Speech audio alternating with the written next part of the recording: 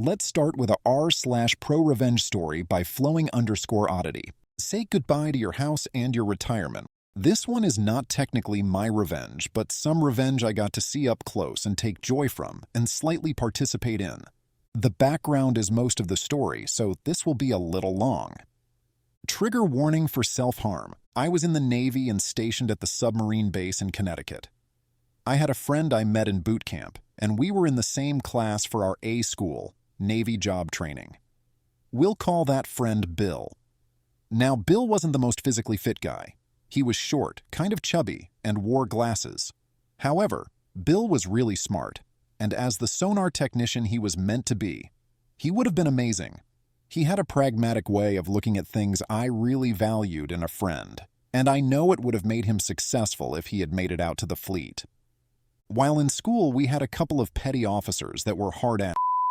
They somehow convinced themselves they were super soldiers, despite the fact that our jobs in that field are really nerd-centric.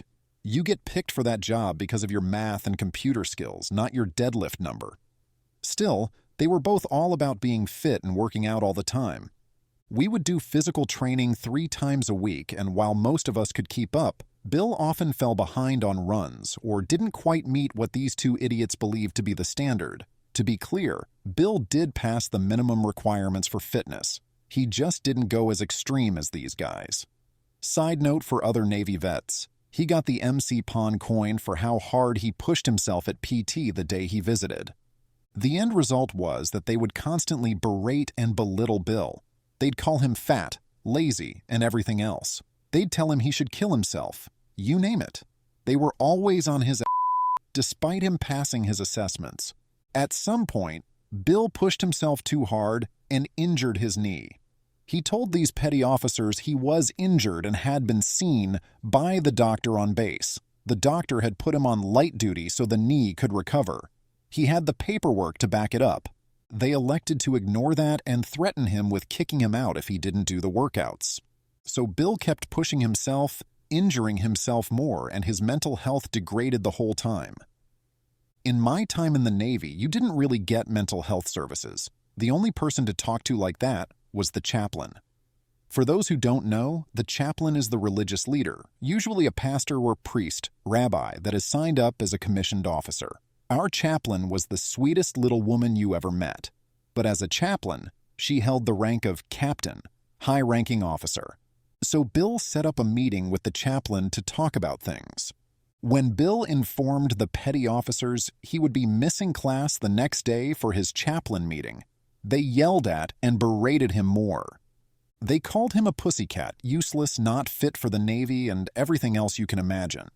They convinced Bill he was being weak and the chaplain wouldn't care about his issues, that nobody would care. They promised to make life even harder if he didn't show the next day, so he canceled his meeting. Evidently bad luck hit, and that night his girlfriend was also breaking it off with him. She wasn't worth his time or money, but he couldn't see that. That night I awoke to a 3 a.m. call from Bill. I couldn't hear anything, and I asked several times, "Bill, you there? Are you okay?" It wouldn't have been the first time that I got a drunk dial from one of my friends after a hard day like Bill had. Sailors have been known to drown their sorrows a bit. Eventually I figured it was a dial, drunk dial, and hung up and went back to bed. I still regret that decision. The next day, all hell broke loose. Me and a couple other friends got calls from Bill's now ex-girlfriend informing us he was in the hospital because he slit his own throat. It turned out a few of us got that 3 a.m. call, but Bill couldn't speak at the time and was kind of out of it due to blood loss.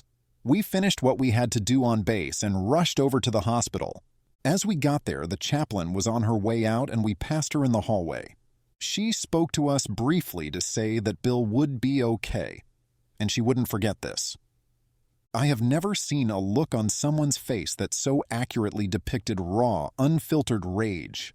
It took us all by surprise because she was such a small, sweet, and personable lady.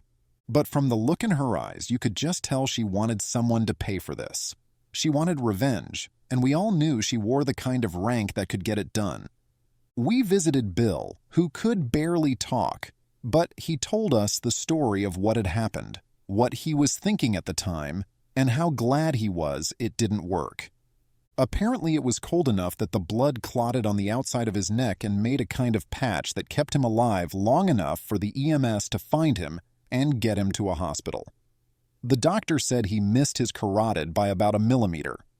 A week went by and we hadn't heard anything until we got called in by the chief of the training command, the boss to these petty officers. He said he wanted to check on the rest of us and make sure there weren't any other issues with these guys he wasn't aware of and that we were all okay. I let him know about an chewing. He gave me a few months back that I was really set up by these guys and they had lied to him. My friends cited a couple other examples of their own with these guys being generally dishonest people. I don't think it mattered. I think their fates were already sealed and we were being asked for more ammo to bury them with. The next day, they were nowhere to be found, and we were introduced to new instructors who would be taking over our training permanently. After class, I decided to stop by and ask the chaplain what happened. She told me she had never been more disgusted by the actions of a sailor than these two guys who convinced someone not to come see her. She teared up a bit, regretting that she didn't get the chance to help Bill before he made his attempt. In her mind, it was these two that precipitated and enabled Bill's attempt. So on to the revenge? The chaplain told me she went to the admiral in charge of the entire base and demanded their immediate discharge. He granted it. Both petty officers were immediately processed out with dishonorable discharges. I can't remember the exact charge I heard they cited for it, but I know the Navy has a way of selling BS on paper when they want a certain outcome, especially officers at that high level. So basically, they get no VA benefits of any kind, got kicked out of the base housing they lived in, and could probably only find work at a gas station or under the table stuff somewhere. Also, I know from someone else who got the boot that the Navy only pays for a single bus ticket to get you back home, not your family or any of your belongings.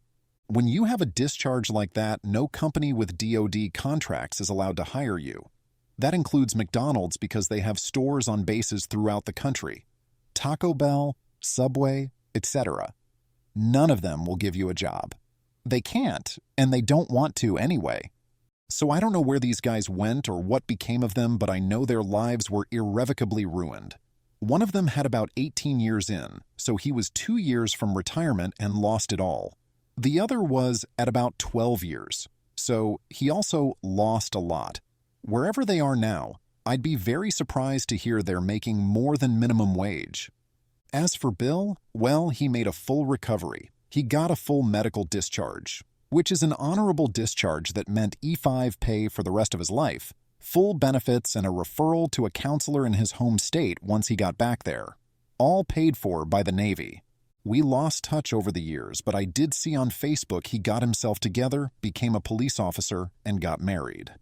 Edit to add. For those who have pointed it out, their discharges were actually OTH, but I didn't want to have to explain the difference or have people Google it. We always use dishonorable colloquially for OTH BCD because they all mean you got the boot and your life is going to stink. But no, they didn't do full CM or any brig time.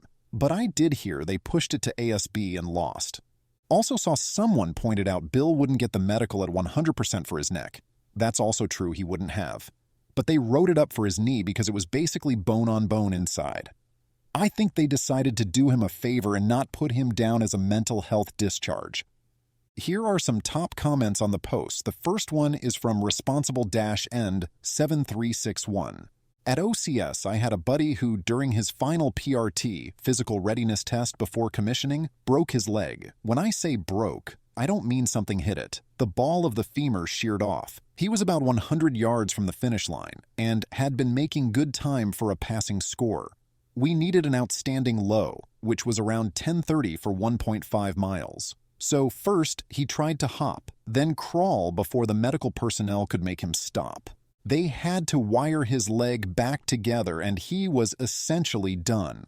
He would never be fit for his job, so he received a 100% medical retirement.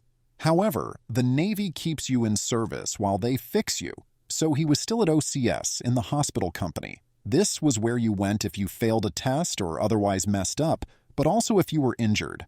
All the DIs knew him and respected him, but one day a new gunny showed up. He started chewing out my buddy for not trying to PT. Master Guns overheard it and pulled the new guy aside. He told him that the guy was trying to crawl to the finish line on a broken leg and no one gives him any trouble. The new guy gulped and agreed. The next comment is from evening-ad-2820. Unfortunately, there is no shortage of assholes in the Navy. It doesn't sound like much has changed since my wife and I served. We have some experience with a certain senior medical officer who thinks he's a god, and his LT Brown Ozer, who would need surgical extraction from the medical officer's ass if he came to a sudden stop. It's been over a decade, and I still wouldn't hit them in the face with a bucket of piss if they were on fire. Story number 2. A lawyer's revenge on a landlord. Landlords are AH, generally speaking. Everyone knows that. But if you think residential landlords are bad, they're nothing compared to commercial landlords.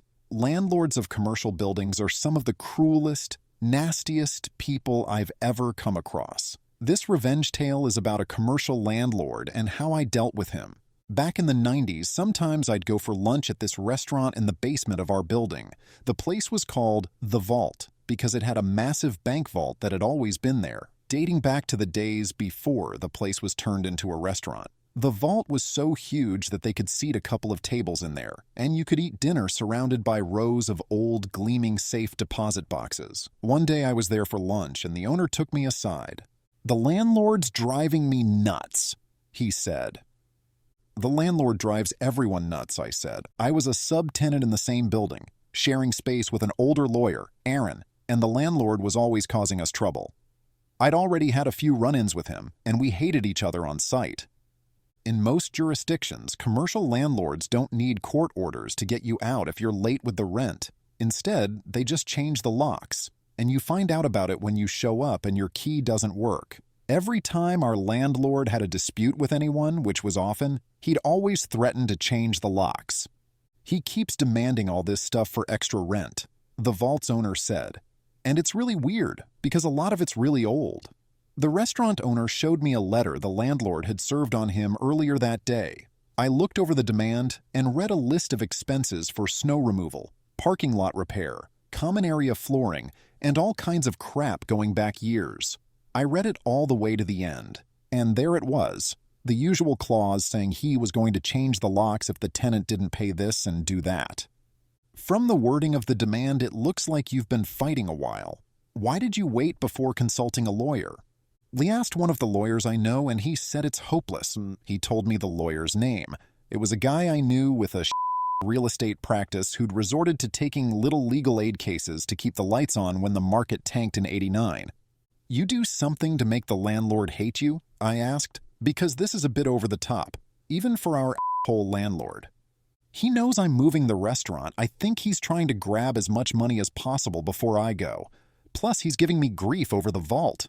He won't let you take it with you." Are you kidding? It weighs almost 100 tons, and I don't need it. But the lease says I have to remove it, and that I also have to restore the building to what it was before there was a vault. That would cost a fortune. The asshole landlord says if I leave the vault behind when I move, he'll sue. "Send your lease up to my office and let me look it over," I said. I finished my lunch, and when I got back to my office, the lease was waiting for me. It was just as bad as the restaurant owner said. The lease was a renewal of an assignment of a renewal, with the original documents dating back to shortly after World War II, when a bank first leased the place and the vault was installed. Somehow, the landlord had scared the restaurant into taking over a lease that left him liable to remove a bank vault at the end of term. No big deal, I thought. The restaurant can default, and all the landlord can do is sue a shell company. But when I got to the last page of the lease, there was a guarantee clause. The restaurant owner had personally guaranteed the lease, and he was on the hook for removing a vault weighing 100 tons and then fixing the place up. It would cost a fortune. The case was hopeless, of course. That was obvious right away. But then I thought about the AH landlord with his demands, his threats, and his rent hikes, and I asked my brain to do me a solid, which it promptly did. I picked up the phone and called the restaurant owner. "I'm f***ed, right?" He said, "You're calling me to say there's no way out. That's what my commercial lawyer already said. But I just thought I'd ask." Ye can save you, but it's going to cost. How much?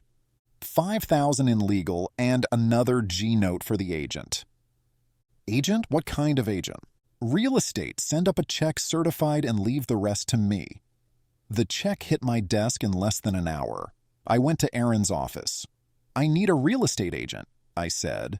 You buying a house? Nope. Selling a house? Nope. By this point, I'd been sharing space with Aaron for almost 5 years, and he knew me pretty well. You pulling one of your stunts again? He asked. Yup, but nothing will get you into trouble. I know a guy, he said. Aaron knew all kinds of guys, and that's one of the reasons he eventually got dismissed. But he knew a guy, and he gave me the agent's name and number, and the next day I paid the agent a visit. I told him what I needed, and we agreed to terms. I gave him some papers and the cash for his fee. A few days later, I was again at the vault for lunch. The owner saw me walk in and greeted me himself. The landlord's here, he said. Why? For lunch and to be an asshole. Let's sit in the vault room so I don't have to look at his face. He took me to the vault room, and with the door almost completely closed, we had a consultation while we ate pasta and drank red wine. We're making demands on the landlord, I said, munching on spaghetti carbonara. Demand? What are we demanding? I pulled a document out of my briefcase and passed it to him while I sipped my wine. We're demanding that the landlord release all the restaurant equipment and all the fixtures, the ovens, the freezers, the ventilation, everything you need to run a restaurant. The lease exempts all that stuff. He can't stop me from taking what I want. The only thing that matters is the vault, and of course I don't want that. I shook my head. You need the vault, I said, and we're demanding that he release the bank vault as well. We're insisting that he let you take it out within 7 business days. You think you can beat the landlord with reverse psychology? You think if you treat him like a 2-year-old, you can manipulate him into doing what you want? We'll find out soon enough. He's had the demand for a couple of days now. The restaurant owner dropped his wine glass and it shattered on the marble floor. You already gave it to him? The restaurant owner said. He got up, swung open the vault door, and called for the waiter to clean up the mess. Let's see what the landlord has to say, I told him. And we walked over to the landlord's table. The landlord was a big, beefy man with a big appetite. He sat alone, eating a rack of lamb wolfishly with his hands. My client needs an answer today, I said. The landlord looked up at me as he chewed noisily. I'm the vault's lawyer, I said. I gave you a demand the other day. My client needs an answer right now. He needs the vault for a new place, and he's got to make arrangements. Your client can forget about the bank vault, he said, wiping his massive, greasy hands on an already soiled napkin. But you can't do that, I said. My shock was faked, but the restaurant owner's jaw dropped for real. The landlord laughed at us. I'm the landlord. I can do what I want. I'm going to need that in writing because my client might sue, I said. Sue all you like, the landlord told me. Sue till you're blue in the face. He told me that I'd have a formal response by day's end. And then he told me to go away and let him finish his lunch. When the letter arrived from the landlord, claiming ownership over the bank vault, I brought it downstairs and showed it to my client. How the hell did you do that? Trade secret, I said. The following month, the restaurant moved out, and the place was empty, and that was too bad because I had always liked eating at the vault. Now the restaurant was in a new location, 20 minutes away. They called the new place The Vault, and they'd preserved the vibe of the old place. It was very similar, except they didn't have the bank vault. The bank vault, all 100 tons of it, was where it had always been, in the basement of the building where I rented space. I showed up for work a little after that, and Aaron collared me. The landlord's looking for you, he said. So, yeah, what about? He's really angry. He said his deal fell through. Deal? He was supposed to rent the place downstairs to a new tenant, a bank or a credit union or something like that. They were supposed to come in to sign a lease, but they didn't show up. And what's that got to do with me? I said to Aaron. And I said the same thing again to the landlord when he managed to track me down a couple of days later. "I know you were behind this," he said, his jowls quivering. "I know it was you. That offer from the agent was all just a trick to make me keep the vault so that your client could sneak out of the place and leave that bank vault behind. I'm going to sue. If you're looking for counsel, I think I'm going to have to declare a conflict. I'm going to sue the restaurant and that agent, and I'm going to sue you." He stormed off. But the landlord didn't sue. Of course he didn't. He didn't have a contract to sue on. Only a vague letter of intent that I'd draft, enough to hook a greedy landlord who was used to having his way. The offer he'd received was non-binding, incapable of acceptance without the signing of a formal lease, which, of course, never got signed. When I left Aaron's place a year later, the downstairs was still unoccupied, with a sad for rent sign sitting in the window, starting to fade. Here are some comments on the post. The first one is from Serbo311. "The mortgage office where I closed on my first house was in an old bank. It happened to be in a Tom Hanks movie, The Road to Perdition. The movie crew put in some old teller windows with metal bars over them, and the current owner became friends with the movie guys. The owner, when the movie left, got them to leave the inside the way it was for the movie as a favor. They were supposed to put everything back the way it was. When we were waiting, this was 2 decades ago, for the phone calls from downtown that the money had cleared on my loan, we sat, talked, and looked at photo albums of when the movie was being filmed. This place had a small vault in it as well. They used it to hold their coffee pot and other items for the office. This story reminded me of that. Thank you for sharing." The next comment is from Pitbull Fan. "I work for an attorney who is also a business broker, and this is exactly the kind of service he's known for. For his clients, he will dance right on the edge without ever going over.